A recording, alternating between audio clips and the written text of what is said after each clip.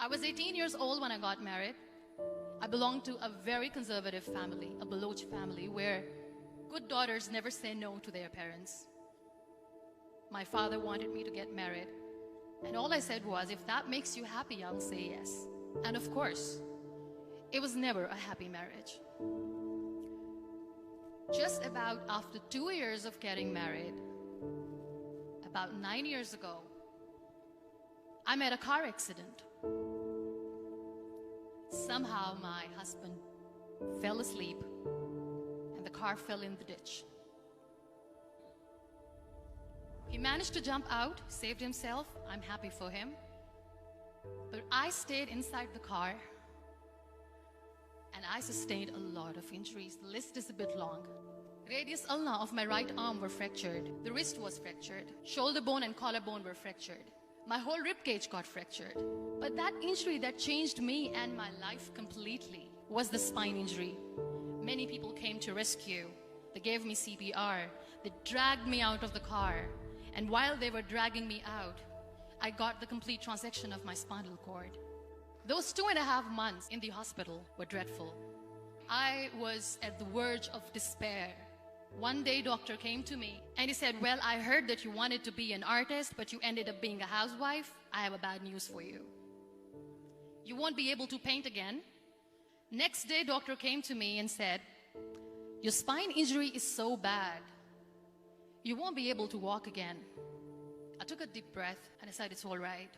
Next day, doctor came to me and said, because of your spine injury and the fixation that you have in your back, you won't be able to give birth to a child again.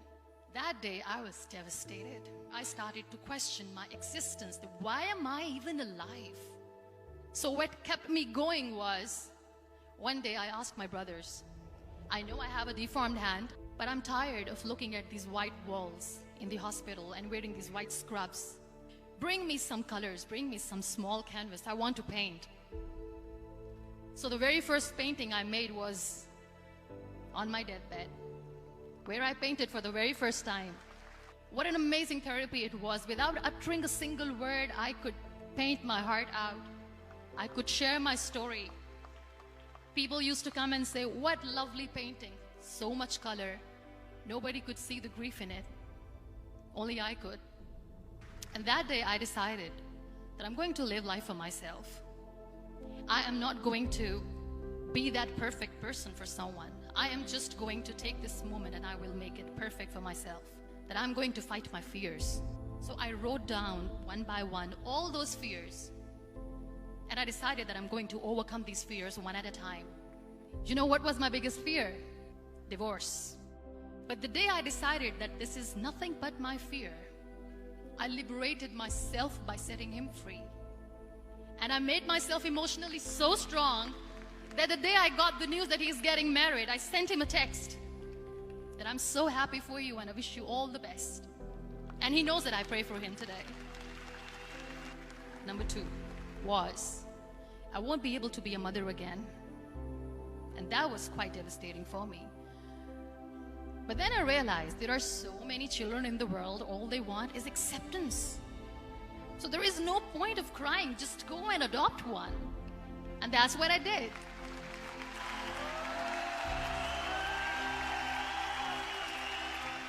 I gave my name in different organizations, different orphanages, and I waited patiently.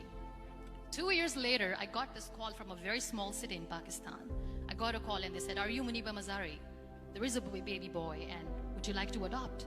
I could literally feel the labor pain. I said, yes, I am going to adopt him. I am coming to take him home.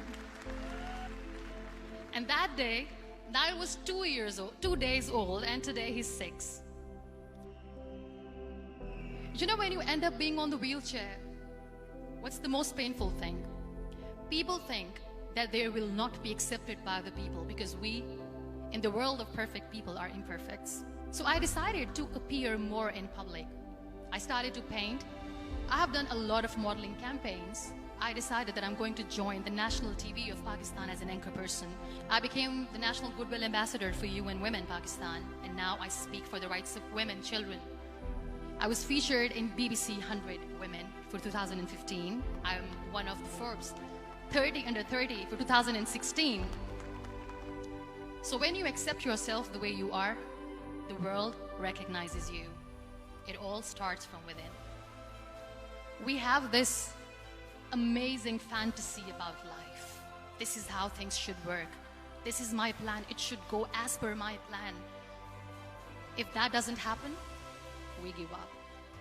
I never wanted to be on the wheelchair. Never thought of being on the wheelchair. This life is a test and a trial, and tests are never supposed to be easy. So when you are expecting ease from life, and life gives you lemons, then you make the lemonade, and then do not blame life for that. It is okay to be scared. It is okay to cry. Everything is okay, but giving up should not be an option. They always say that failure is not an option. Failure should be an option, because when you fail, you get up, and then you fail, and then you get up, and that keeps you going. Embrace each and every breath that you are taking. Celebrate your life. Live it. Don't die before your death. Real happiness lies in gratitude. So be grateful, be alive, and live every moment.